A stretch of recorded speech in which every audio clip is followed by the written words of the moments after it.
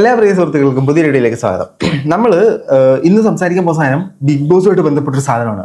Big ബോസിലെ Lakshmi ഉണ്ടല്ലോ, വേദലക്ഷ്മി. ഈ ലക്ഷ്മിയുടെ അമ്മ ഫാമിലി വീക്കിലിനകത്തേക്ക് വന്നിരുന്നു. ബിഗ് ബോസ് വീടിനകത്തേക്ക് വന്നിരുന്നു. അകത്തേക്ക് വന്നപ്പോൾ അമ്മ ഒരു കാര്യം അമ്മ പറഞ്ഞ കാര്യം എന്താ? എല്ലാവരും ഞാൻ എൻ്റെ വീട്ടിലേക്ക് സ്വാഗതം ചെയ്യുന്നു. അതില നൂറ നിങ്ങളെ വീട്ടിൽ കയറ്റത്തില്ലെങ്കിലും വരാന്തയിൽ ഇരുന്നാൽ മതി. ഈ ഒരു സാധനമായിട്ട് ബന്ധപ്പെട്ട് ഞാനൊരു റീലും ചെയ്തിരുന്നു. ഈ റീലിനടിയിൽ വന്ന കുറച്ച് കമൻറ്റുകൾ ഉണ്ടായിരുന്നു. ഈ കമന്റിൽ ഈ അമ്മയെ എതിർത്തും കുറേ ആളുകൾ പറയുന്നുണ്ട്, അമ്മയെ സപ്പോർട്ട് ചെയ്തും കുറച്ച് ആളുകൾ പറയുന്നുണ്ട്. ശരിക്കും ഇതിന്റെ പിന്നിലെ ശാസ്ത്രം എന്താണെന്നുള്ളതാണ് നമ്മൾ ഇന്ന് കാണാൻ പോകുന്നത്. അപ്പം നമ്മൾ ആദ്യമായിട്ട് കാണുന്നവരും സബ്സ്ക്രൈബ് ചെയ്യാതെ കാണുന്നവരും ആ സബ്സ്ക്രൈബ് ബട്ടൺ പ്ലക്കനെ എന്നൊരു ക്ലിക്ക് വെച്ച് കൊടുക്കുക, ഹൈപ്പയിൽ പ്ലക്കനെ എന്നൊരു ക്ലിക്ക് വെച്ച് കൊടുക്കുക, കമന്റ് ബോക്സിൽ എന്തെങ്കിലും ഒരു കമന്റ് ഇടുക, ലൈക്കിലും ഒരു പ്ലക്കനെ വെച്ച് കൊടുക്കുക. അപ്പോൾ കൂടുതൽ എടുക്കില്ല, നേരെ വീഡിയോയിലേക്ക് പോകാം.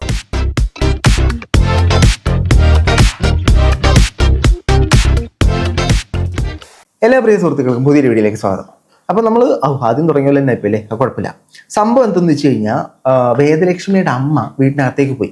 ഈ വീട്ടിനകത്തേക്ക് പോയ സമയം മുതൽ ഫുൾ കോൺട്രവേഴ്സി എന്ന് പറഞ്ഞാൽ ആദ്യത്തെ കോൺട്രവേഴ്സി മകനെ കയറ്റി വിട്ടില്ല. അതിൻ്റെ ചോദ്യം വന്നപ്പോഴത്തേനും പുള്ളിക്കാരി ഹസ്ബൻഡുമായിട്ട് അത്ര നല്ല സ്വരത്തിലല്ല, ആയതിനാൽ മകനെ കയറ്റി വിട്ട് കഴിഞ്ഞാൽ ഒരു കോൺട്രവേഴ്സി ആവും.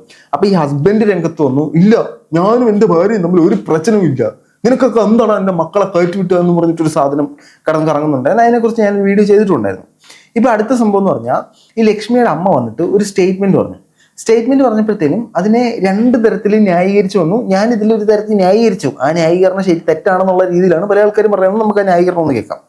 നന്നായി എല്ലാവരും കളിക്കുന്നുണ്ട്, പക്ഷെ കുറച്ചുകൂടി രസകരമാക്കി ഈ ഓഡിയൻസിനെ ആക്കാനായിട്ട് യു വിൽ ട്രൈ. എല്ലാവരും ഞാൻ അമ്പലപ്പുഴ എൻ്റെ വീട്ടിലോട്ട് വെൽക്കം ചെയ്യുന്നു.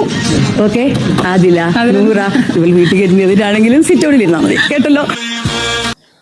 ഓക്കെ, ഇത് രണ്ട് തരത്തിൽ ചിത്രീകരിച്ചു. ഒന്നാമത്തെ ചിത്രീകരണം എന്ന് പറഞ്ഞാൽ, ഈ ലക്ഷ്മിക്ക് ഓൾറെഡി നല്ല ചീത്തപ്പേരാണ്.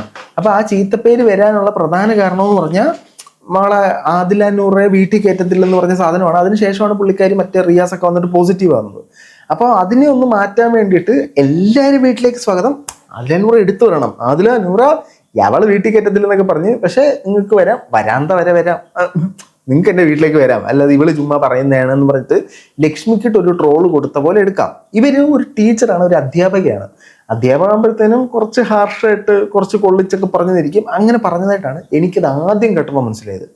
രണ്ടാമതൊന്ന് ഇരുത്തി കേട്ടപ്പോഴാണ് ആ പറച്ചിലിനകത്തെ ഒരു ധ്വനി എനിക്ക് പ്രശ്നമായിട്ട് മാറിയത്. ആ ധ്വനി ഞാനൊന്ന് നിങ്ങളെ കേൾപ്പിക്കാട്ടോ. വീട്ടിൽ കയറ്റുന്നതിനാണെങ്കിലും സിറ്റൗണിൽ ഇരുന്നാൽ മതി, കേട്ടല്ലോ. സിറ്റ് ഔട്ടിൽ ഇരുന്നാ മതി, കേട്ടല്ലോ. അത് കേട്ടപ്പോൾ ഒന്നുകൂടി ഇരുത്തി കേട്ടപ്പോഴത്തേന് ഒരു ട്രോൾ ചെയ്താണോ, അതവര് സീരിയസ് ആയിട്ട് പറഞ്ഞാണോ, അവര് കളിയാക്കിയതാണോ, ലക്ഷ്മിയുടെ അമ്മയായിട്ട് തന്നെ പ്രവർത്തിച്ചതാണോ ഈ ഒരു വിഷയത്തിൽ എന്നൊക്കെയുള്ള സംശയങ്ങൾ അതിനകത്ത് പോയത്. അപ്പൊ ഇത് നിങ്ങൾക്ക് ഏത് തരത്തിലാണെന്ന് മനസ്സിലായെന്നുള്ളത് നിങ്ങളും തീർച്ചയായിട്ടും കമന്റ് ഇടുക കേട്ടോ. ഇത് ലക്ഷ്മിയെ ട്രോളി, അല്ലെങ്കിൽ ഇതൊന്നും ഇല്ല, അതിലേക്ക് നൂറയ്ക്ക് എൻ്റെ വീട്ടിലേക്ക് വരാം, എൻ്റെ കൂടെ വീടാണ് എന്നുള്ള രീതിയിലാണ് ഇത് സംസാരിച്ചെന്നുണ്ടെങ്കിൽ നമുക്ക് കുഴപ്പമില്ല, ഇറ്റ്സ് ഫൈൻ, നല്ലൊരു സാധനമാണ്. പക്ഷെ അതൊരു ഒരു ഡാർക്ക് ഹ്യൂമറായി പോയോ എന്നൊരു സംശയമുണ്ട്. പക്ഷെ എനിക്കത് അങ്ങനെയാണ് തോന്നിയത്, എനിക്കത് ഡാർക്ക് ഹ്യൂമറായിട്ട് തന്നെ തോന്നിയത്, ഡാർക്ക് ഹ്യൂമറായിട്ട് തന്നെയാണ് തോന്നുന്നത്. ഇനി രണ്ടാമത്തെ ഒരു സാധനം എന്ന് പറഞ്ഞാൽ, വീട്ടിലൊക്കെ വന്നു വരാന്തയിൽ ഇരുന്നാൽ മതി, അകത്തോട്ടൊന്നും കൂടുതൽ കയറി കളിക്കണ്ട, ആ ഒരു സെറ്റപ്പിലും എടുക്കാം. അത് ഏതാണെന്ന് നമുക്ക് മനസ്സിലാവുന്നില്ല, അത് ഇനി അമ്മ തന്നെ പബ്ലിഷ് ചെയ്യേണ്ട കാര്യമാണ്.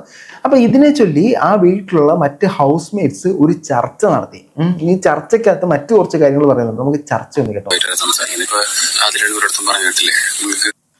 ആദില നൂറയുടെ അടുത്തും പറയുന്ന കേട്ടില്ലേ. സോ ആദ്യമേ തന്നെ ഈ ആദിലയുടെ നൂറയുടെ പേര് എടുത്ത് പറഞ്ഞിട്ട് തന്നെയാണ് ഈ അമ്മ സംസാരിക്കുന്നത്. മറ്റാരുടെയും പേര് പറഞ്ഞിട്ടില്ല, ആദില നൂറയുടെ പേര് എടുത്ത് പറഞ്ഞിട്ടാണ് സംസാരിക്കുന്നത്. ഓൾറെഡി ആ ഹൗസിലുള്ള ആളുകൾക്കും അത് മ്ലേച്ഛകരമായി തോന്നി. വന്ന് സിറ്റ് ഔട്ടിൽ ഇരിക്കാം, അതെന്തൊരു മോശം വർത്താനാണെന്നുമാണ് പറയുന്നത്. സോ അവർക്കും അങ്ങനെ തന്നെയാണ് മനസ്സിലായത്. എനിക്ക് പക്ഷെ അതൊരു അമ്മ മോളെ വെളുപ്പിക്കാൻ ചെയ്തൊരു സാധനം, അല്ലെങ്കിൽ ആ ഹെയ്റ്റ് അമ്മ എൻ്റെ തോളിലേക്ക് വെച്ച് തന്നോടാ, എൻ്റെ മോളെ ഹെയ്റ്റ് ചെയ്യലടാ, ആ ഹെയ്റ്റ് ഞാൻ എടുത്തോളടാ എന്ന് പറഞ്ഞൊരു സാധനമായിട്ട് എനിക്ക് തോന്നി. ശരിക്കും അതെന്താണ് അവർ ഉദ്ദേശിച്ചതെന്ന് അവരുടെ മനസ്സിലറിയത്തുള്ളൂ. അവർ അധ്യാപക ആയതുകൊണ്ടും എല്ലാവരെയും നമ്മളെ കാണുമല്ലോ ഇച്ചിരി ഹാർഷായിട്ടുള്ള ആ ഒരു ടൈപ്പ് അധ്യാപക ആയതുകൊണ്ടാണോ ഇനി അങ്ങനെ പറഞ്ഞത്, അതോ നല്ലൊരു ഉദ്ദേശമാണ്, എന്തൊരു ഉദ്ദേശമാണെന്ന് അവർക്കും ദൈവം തമ്പുരാനെ മാത്രമേ അറിയത്തുള്ളൂ.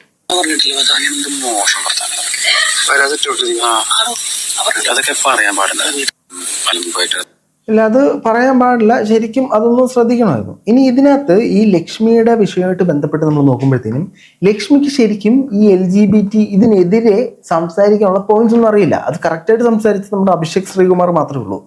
ലക്ഷ്മിക്ക് ഇതൊന്നും അറിയത്തില്ല. ലക്ഷ്മിയുടെ സീൻ എന്ന് പറഞ്ഞു കഴിഞ്ഞാൽ എൻ്റെ മക്കൾ കാണും, ഇൻഫ്ലുവൻസ്ഡ് ആകും, അത്ര തന്നെ. ഇതിന് നോർമലൈസ് ചെയ്യാൻ പറ്റത്തില്ല. കൂടുതൽ കഥയൊന്നും ലക്ഷ്മിക്ക് അറിയത്തില്ല. സോ ഇതിനെക്കുറിച്ച് അറിവുള്ള ഒരാൾ സംസാരിക്കുമ്പോഴത്തേനും ലക്ഷ്മിക്ക് പറയാൻ മറുപടികളില്ല, വാക്കുകളില്ല. അതുകൊണ്ട് തന്നെ ആര് ചോദിച്ചാലും ലക്ഷ്മി പറയുന്ന ഉത്തരം ഇത്രേ ഉള്ളൂ: നോർമലൈസ് ചെയ്യുന്നതിനോട് എനിക്ക് താല്പര്യമില്ല, ഇത് നോർമലൈസ് ചെയ്യുന്നതിനോട് എനിക്ക് താല്പര്യമില്ല, എൻ്റെ മക്കൾ ഇൻഫ്ലുവൻസ്ഡ് ആവും. ഈ ഒരു സാധനം മാത്രമേ ഉള്ളൂ. ഇത് എവിടെ കൊണ്ടാണ് ഇങ്ങനെ ആയെന്നറിയത്തില്ല. ഈ ലക്ഷ്മിയുടെ ഈ പ്രശ്നം വന്ന സമയത്ത് മറ്റൊരു വീഡിയോ വന്നിരുന്നു. ലക്ഷ്മി തുടക്ക സമയത്ത് ഇവരെ അനുകൂലിച്ച് വീഡിയോ ഇട്ടിരുന്നു, പിന്നെ ഏതോ സമയത്തിൽ ഇവരെ പ്രതികൂലിച്ച് വീഡിയോ ഇട്ടു. ഇതിനകത്ത് ഈ ലക്ഷ്മിയുടെ അമ്മ ആദിലയോടും നൂറോടും പറയുന്നു, അവൾ ഒരുപാട് കഷ്ടപ്പാടൊക്കെ അനുഭവിച്ച് വന്നതാ മോളെ, അതുകൊണ്ടാണ് അവളുടെ സ്വഭാവം ഇങ്ങനെ ആയെന്ന്. ആദിലയോടും നൂറയോടും അവരനുഭവിച്ച കഷ്ടപ്പാട് എന്തിനാന്ന് നിങ്ങൾക്ക് അറിയാമോ? അതെന്തോ ആട്ടെ. ഇപ്പൊ ഈ ലക്ഷ്മിക്ക് നിലപാടില്ല എന്നും പറഞ്ഞിട്ട് ഒരു ഇൻസ്റ്റാ റീല് കിടന്ന് ഭയങ്കരമായിട്ട് കറങ്ങുന്നുണ്ട്. ഇത് എനിക്ക് സ്ഥിരമായിട്ട് നമുക്ക് അയച്ചു തരുന്ന ഒരാൾ അയച്ചു തന്നെ കേട്ടോ. നമുക്കൊന്ന് കാണാം.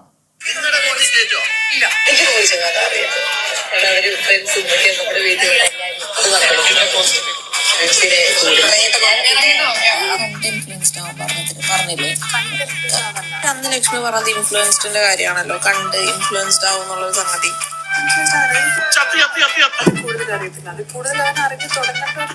അപ്പൊ ഒരു ഏജ് എത്തുമ്പോ നോർമലൈസ് ചെയ്യാം, അങ്ങനെയാണോ? ഇത് വീട്ടിൽ കയറ്റാൻ പറ്റാത്തതെന്ന് പറഞ്ഞാ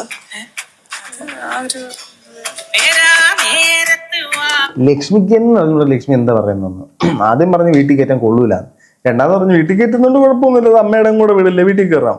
അത് കഴിഞ്ഞപ്പോൾ പറഞ്ഞ് അത് അങ്ങനെ നോർമലൈസ് ചെയ്യുന്നതല്ല, ഇതൊരു അവർക്കൊരു പ്രായമൊക്കെ ഉണ്ടല്ലോ. പ്രായമൊക്കെ ആകുമ്പോൾ അവർക്ക് മെച്യൂരിറ്റി ആകുമ്പോൾ അവർക്ക് നോർമലൈസ് ചെയ്യണമെങ്കിൽ അവർ നോർമലൈസ് ചെയ്തോട്ടെ എന്നൊരു സിറ്റുവേഷനിലേക്ക് മാറി. ശരിക്കും ലക്ഷ്മിക്കയുടെ നിലപാട് എന്താണെന്ന് മനസ്സിലായിട്ടില്ല. 8 കാലിയുടെ കാലുണ്ടല്ലോ, ആ കാല് മാറി നിൽക്കും, അത്രയും സ്റ്റാൻഡാണ് ലക്ഷ്മി ഇതിനകത്ത് എടുത്തോണ്ടിരിക്കുന്നത്. ലക്ഷ്മി ഒന്ന് പോസിറ്റീവായിട്ട് വരുമ്പോൾ വീണ്ടും വീണ്ടും നെഗറ്റീവ് ആകാനായിട്ട് ഓരോ പരിപാടി ചെയ്യുന്ന പോലെയാണ് എനിക്ക് തോന്നിയത്. ഇതിനകത്ത് ഈ ആദിലേര നൂറുടെ കേസ് കഴിഞ്ഞ ദിവസം ലൈഫ് ഓഫ് അനന്തിന്റെ വീഡിയോ ഞാൻ കണ്ടിട്ടുണ്ടായിരുന്നു. അപ്പൊ അനന്തും അതിനകത്ത് പറഞ്ഞ കാര്യമുണ്ട്. ഈ ആദിലെ നൂറയാണ് അതിനകത്ത് ബിഗ് ബോസ് ഹൗസിനകത്ത് വന്നിട്ടുള്ളതിൽ കാണാൻ ഏറ്റവും ഭംഗിയുള്ള ഒരു പെൺകുട്ടി. അത് ഉള്ളതാണ്, ഇത് ഇല്ലെന്നൊന്നും നമ്മൾ പറയുന്നില്ല. അങ്ങനെ ആ ഭംഗിയുള്ള പെൺകുട്ടി ആയതുകൊണ്ട് തന്നെ പുള്ളിക്കാരിയെ പല ആൾക്കാരും ഇഷ്ടപ്പെടുന്നുണ്ട്. അച്ചോടാ, ഇത്ര നല്ല പെൺകുട്ടികൾക്ക് ഈ ഒരു അവസ്ഥ വന്നല്ലോ, ഈ ഒരു സെറ്റപ്പിൽ അവർ അംഗീകരിക്കുന്നു എന്ന് പറയുന്നുണ്ട്. അതേസമയം ജാൻമണിയെപ്പോലെ ഒരാളാണ് ഇതിനകത്ത് വരുന്നതെങ്കിൽ ഈ ഒരു കമ്മ്യൂണിറ്റി സപ്പോർട്ട് ചെയ്ത് വരുന്നെങ്കിൽ സപ്പോർട്ട് ചെയ്യില്ല എന്ന് പറയപ്പെടുന്നു. പക്ഷെ എനിക്ക് അതിനോടൊരു വിഭിന്ന അഭിപ്രായമുണ്ട് കേട്ടോ. കാണാൻ ഭംഗിയുള്ളത് കൊണ്ടോ അതുകൊണ്ടൊന്നുമല്ല. ആദില നൂറ മറ്റാൾക്കാരുമായിട്ട് ഇടപെടുന്ന രീതി വെച്ചിട്ടാണ്. ഇപ്പോൾ ആദിലയ്ക്ക് അത്യാവശ്യം ഹെയ്റ്റ് വരുന്നുണ്ടെന്ന് തോന്നുന്നു, ആദിലെ പിടിച്ചു വെച്ചേക്കാണ് അങ്ങനെയാണ് ഇങ്ങനെയാണെന്നൊക്കെ വെച്ചിട്ട്. പക്ഷെ നൂറയ്ക്ക് അങ്ങനെ ഒരു ഹെയ്റ്റ് വളരെ കുറവാണ്. സോ അവർ ഏത് ജെൻഡറാണ് അല്ലെങ്കിൽ അവരുടെ സെക്ഷുവാലിറ്റി എന്താണെന്നുള്ളതിലുപരി അവര് മറ്റുള്ളവരോട് എങ്ങനെ പെരുമാറുന്നു, ബിഹേവ് ചെയ്യുന്നു, അവരുടെ ക്യാരക്ടർ എന്താണ്, ഇതിനൊക്കെ അടിസ്ഥാനമാക്കിയിട്ടാണ് ഇഷ്ടപ്പെടുന്നത് എനിക്കൊന്നും. ഇപ്പൊ ജാൻമണിയെ പോലെ ഒരാളാണെങ്കിലും ഇപ്പൊ സ്വഭാവം വെച്ചിട്ടാണ് പറഞ്ഞതെങ്കിൽ ഓക്കെ. പക്ഷെ അനന്തത് കമ്പയർ ചെയ്തത് അവർ കാണാനുള്ള ഭംഗി വെച്ചിട്ടാണ്. പക്ഷെ അതിനോട് എനിക്കൊരു വിയോജിപ്പുണ്ട്. ജാൻമണി നല്ല തങ്കക്കുടം പോലത്തെ ഒരു ക്യാരക്ടർ ആണെങ്കിൽ ഈ ജാൻമണിയുടെ രൂപവും നമ്മുടെ സാബുമാന്റെ ക്യാരക്ടറും ആണെങ്കിൽ നമ്മൾ അംഗീകരിക്കില്ലേ എന്നാണ് എനിക്ക് തോന്നുന്നത്. നിങ്ങളുടെ അഭിപ്രായം തീർച്ചയായിട്ടും കമന്റുകളായി രേഖപ്പെടുത്തൂ. ഏതായാലും ലക്ഷ്മിയുടെ double stand, triple stand, 4 stand, 5 stand ഒക്കെ എങ്ങനെ പോകുന്നു എന്നുള്ള പിടിയില്ല. എന്താണ് ഈ വിഷയത്തിൽ നിങ്ങളുടെ അഭിപ്രായം എന്നുള്ളത് തീർച്ചയായിട്ടും കമന്റുകളായി രേഖപ്പെടുത്താൻ വേണ്ടിയിട്ടാണ്.